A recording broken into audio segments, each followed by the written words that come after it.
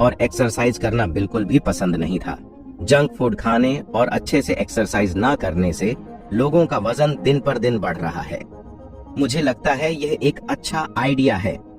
विजय जितना इसके बारे में सोच रहा था उतना ही खुशी से पागल हुए जा रहा था।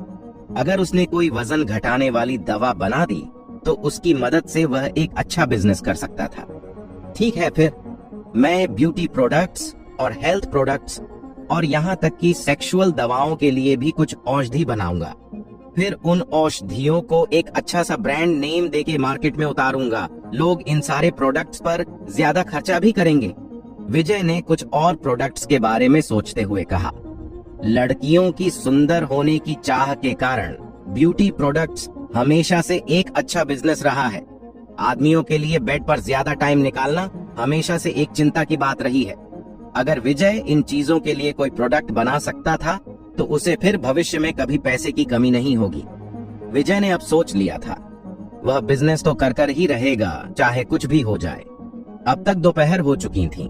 विजय ने सारे पैकेज डिलीवर कर दिए थे। विजय फिर बैंक जाता है। उसके अकाउंट में बस 1000 रुपए बचे थे। फिर उसने सारे बचे हुए रुपए निकाले और अपनी 3 व्हीलर बाइक पर बैठ औषधीय जड़ी बूटियों के बाजार की ओर निकल गया। विजय इस बाजार में पहली बार आया था। इसके अलावा बुक ऑफ डिवाइन मेडिसिन में दी हुए जड़ी बूटियों के नाम भी बाजार में मिलने वाली जड़ी बूटियों से अलग थे, जिस वजह से विजय को उन्हें ढूंढने में भी बहुत दिक्कत हो रही थी। जैसे कि डिवाइन बुक में एक जड़ी बूटी का नाम चमकीली लाल घास था। पूरी मार्केट में किसी को नहीं पता था कि यह कौन सी जड़ी बूटी थी। अब विजय बस एक काम कर सकता था, डिवाइन बुक में दी गई उनकी जानकारी पढ़ उन्हें ढूंढ सकता था। विजय को सारी जरूरत की जड़ी बूटियां ढूंढने में लगभग 5 घंटे लग गए। अब तक शाम हो चुकी थी। उसने हर एक जड़ी बूटी की 5 जोड़ी जड़ी बूटी ली थी। विजय फिर बाजार से ही अपने गांव की ओर निकल जाता है। गांव पहुंचने के बाद वह अपने घर का दरवाजा बंद कर सभी जड़ी बूटियों को एक पुरानी सी दिखने वाली मेज पर रखता है। विजय फिर मेज पर रखी जड़ी बूटियों में से एक जोड़ी जड़ी बूटी उठाकर अपने हाथ की हथेली पर रखता है। देखते ही देखते उसके हाथ में एक सफेद रोशनी चमकने लगती है और उस सफेद रोशनी ने उन जड़ी बूटियों को पूरी तरह से ढक लिया था। यह सभी जड़ी बूटियां जमीन पर उगती थीं और पृथ्वी से निकलने वाली नेचुरल एनर्जी को अवशोषित करती थीं। विजय भी अपनी बॉडी से उसी एनर्जी को निकालकर उन जड़ी बूटियों को शुद्ध कर रहा था। शुद्ध करने से वह सभी जड़ी बूटियां और भी ज्यादा निखर रही थीं। अच्छे से शुद्ध होने पर उन सभी जड़ी बूटियों की शक्ति कई गुना बढ़ जाएगी। अपनी बॉडी से इस तरह एनर्जी निकालने के बारे में भी विजय को अपने जेट पेंडेंट से मिली जानकारी से पता लगा था। एक आम इंसान अपनी बॉडी से इस तरह की एनर्जी निकाल उसका उपयोग नहीं कर सकता था, जिस कारण वह जड़ी बूटियों को भी विजय की तरह शुद्ध नहीं कर सकते।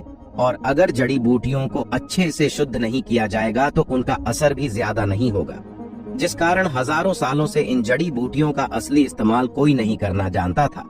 लगभग 10 मिनट तक उन जड़ी बूटियों को ऐसे ही निखारने के बाद विजय ने उन जड़ी बूटियों को एक कटोरे में रख दिया और उन जड़ी बूटियों को मूसल से कूटने लगा।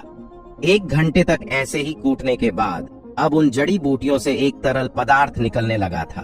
फिर उसने उस तरल पदार्थ को एक छोटी कटोरी में डाला।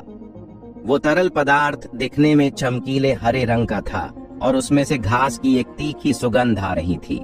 जब विजय ने उस छोटी कटोरी में रखे तरल पदार्थ को देखा तो वो थोड़ा सा कंफ्यूज दिखने लगा, क्योंकि उसने औषधीय तरल तो बना दिया था, मगर इसका टेस्ट कैसे करे कि वो असरदार भी है या नहीं।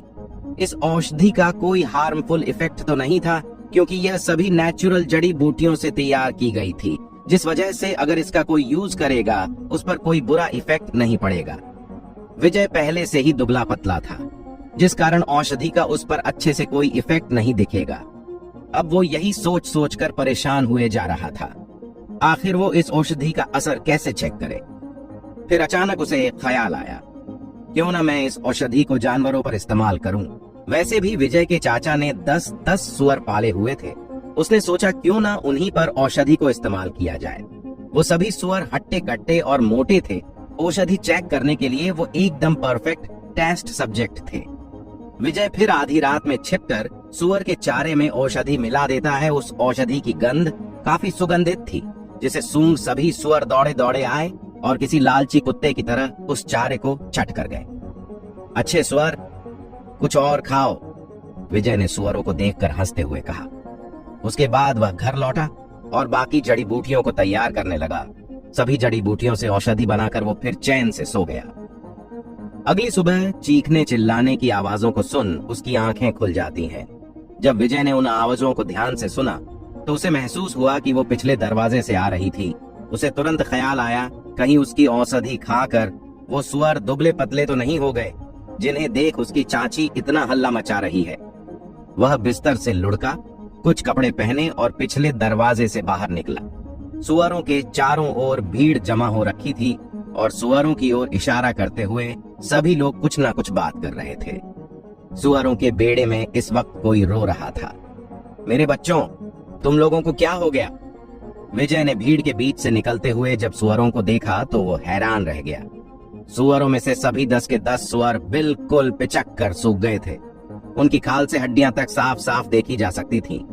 पिछली रात जब उसने उन सुअरों को देखा था तो वे सभी मोटे ताजा थे और रातों रात उनका वजन काफी घट गया था। विजय उन सुअरों को देख नहीं बल्कि अपनी औषधि की शक्ति का असर देखकर हैरान था। चलो शुक्र है, मैंने औषधि का टेस्ट इंसानों की बजाय इन सुअरों पर क्या? विजय ने एक राहत की सांस लेते हुए कहा। विजय यह सोचकर शुक्र मना रहा था, क्योंकि अगर वो अपनी औषधि का टेस्ट इंसानों पर करता वो भी किसी पिचके हुए हड्डियों के ढांचे की तरह दिखते। ये तो बड़ी अजीब बात है। मैंने तो कल ही देखा था, ये सारे के सारे सुअर मोटे और गोल मटोल थे, इतने मोटे कि वो मुश्किल से चल पा रहे थे। अचानक एक ही रात में ऐसा क्या हो गया? वहां जमा भीड़ से एक आदमी ने कहा। मुझे लगता है ये सभी किसी भूत प्रेत को देखकर डर गए होंगे। कहीं इन्होंने खूनी तांत्रिक को तो नहीं देख लिया? वहां जमा भीड़ से एक और आदमी ने पहाड़ों की ओर देखते हुए कहा। नगीना गांव एक पहाड़ के बगल में स्थित था। अगर जादू टोने या फिर भूत प्रेतों की बात होती, उनमें कहीं ना कहीं खूनी तांत्रिक का नाम जरूर आता था। वो खूनी तांत्रिक बगल के पहाड़ों में ही कहीं रहता था। कहीं कोई ड्रैगन तो नहीं आया? एक छोटे बच्चे ने उन लोगों की बातों में शामिल होते हुए कहा।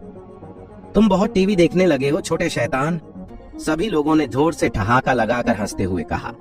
विजय भी उन सभी के साथ हंस रहा था। सुबह सुबह उसका मूड एकदम फ्रेश हो गया था। सबसे पहले उसकी औषधि सफल रही।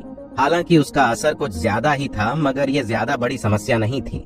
दूसरा, उसने अपनी चाची से बदला लिया था। विजय वहां से घर के अंदर आकर उस औषधि को चाय के साथ मिलाता है, फिर उस चाय को एक बोतल में भरता है। उसने चाय की ऐसी कई बोतलें भर ली थी। विजय ने उस औषधि को चाय के साथ इसलिए मिलाया ताकि उसका असर थोड़ा कम हो सके और इंसानों पर एक अच्छा प्रभाव दिखा सके। फिर वह अपनी छोटी 3 व्हीलर बाइक पर बैठ शहर चला गया। जब वो किसी को डिलीवरी देने DLF लेजर पार्क पहुंचा तो उसने मोहनलाल को फोन लगाया। हेलो, मोहनलाल ने फोन पर कहा। मिस्टर मोहन, ये मैं हूँ, विजय। अरे विजय, क्या बात है? क्या आज भी मेरे लिए कोई डिलीवरी है? नहीं मिस्टर मोहन, मेरे पास उससे भी कुछ अच्छा है। डिलीवरी से अच्छा और क्या हो सकता है? मोहनलाल ने कंफ्यूज होते हुए कहा। यह एक हर्बल चाय है जो हमारे पारिवारिक नुस्खे द्वारा बनाई गई है। ये गर्मी को कम कर सकती है और शरीर से गंदगी को बाहर निकाल सकती है। आप अपना वजन भी कम कर सकते हैं। मुझे लगता है आप बाहर का खाना खा खा कर थक गए होंगे, इसलिए आज आपको कुछ अलग स्वाद टेस्ट करना चाहिए। विजय ने तुरंत यह नहीं बताया कि यह एक वजन घटाने वाली औषधि थी। हर्बल चाय बोलने से उनको ज्यादा अजीब भी नहीं लगा। पारिवारिक नुस्खा, हर्बल चाय, ओह सुनने में अच्छा लग रहा है। चलो मैं एक बार इसको पीकर ट्राई करता हूँ, मोहनलाल ने जवाब दिया। जब विजय को मोहनलाल की अनुमति मिल गई तो उसने फोन काट दिया और मोहनलाल के घर हाउस नंबर 14 पहुंच गया। जब विजय ने घर की घंटी बजाई तो तुरंत डोर खुल गया। मोहनलाल उसका इंतजार कर रहा था। विजय ने फिर एक औषधि मिली चाय की बोतल मोहनलाल को पकड़ा दी, जिसकी खुशबू सूंघ मोहनलाल ने कहा, अच्छी खुशबू आ रही है, ये तो बहुत स्वादिष्ट भी लग रही है। शुक्रिया विजय, सच में तुम एक अच्छे लड़के हो। फिर मोहनलाल ने अपना बटुआ निकाला और उसमें से 100 का नोट निकाल विजय को देने लगा। अरे इसकी कोई जरूरत नहीं है मिस्टर मोहन, ये आपके लिए मेरी तरफ से एक तोहफा है, विजय ने उन पैसों को लेने से मना करते हुए कहा। ओह तो ठीक है। विजय ने जब पैसे लेने से मना कर दिया तो बटुए में पैसों को रखते हुए मोहनलाल ने कहा। विजय फिर मोहनलाल के घर से निकल जाता है और शहर में अपना काम खत्म कर गांव वापस आ जाता है। शाम के वक्त विजय को मोहनलाल का फोन आया। विजय, ओह माय गॉड, तुम्हारी हर्बल चाय तो एक चमत्कारी चाय है। चमत्कारी चाय नहीं बल्कि चमत्कारी दवा कहें तो ठीक रहेगा। तुम्हें पता भी है तुम्हारी चमत्कारी चाय पीने से मेरा वजन कम हो गया है। मेरा लगभग 10 किलो वजन कम हो गया। मोहनलाल की खुशी भरी, उत्सुक और हैरानी भरी आवाज आ रही थी। तुम्हारी हर्बल चाय चमत्कारी है, क्या तुम्हारे पास और भी है? बस उन्हें कल ले आओ, मैं उसकी कीमत भी दूंगा, मोहनलाल ने शालीनता से कहा। ठीक है मिस्टर मोहन, मैं कल और ले आऊंगा। ओके ओके, चलो फिर कल मिलते हैं, मोहनलाल ने फोन काटते हुए कहा। विजय इस वक्त बहुत खुश था। आखिर उसकी बनाई औषधि ने इंसानों पर भी एक अच्छा असर दिखाना शुरू कर दिया था। ये उसके लिए एक बहुत बड़ी सफलता थी। क्या विजय की बनाई औषधि को मोहनलाल खरीदने वाला है, या फिर उसने किसी और ही इरादे या फिर प्लान के साथ विजय को चाय लेकर बुलाया था? क्या विजय कर पाएगा इस वजन कम करने वाली औषधि का बिजनेस? आखिर क्या होगा इस कहानी का अगला पड़ाव? जानने के लिए बने रहे हमारी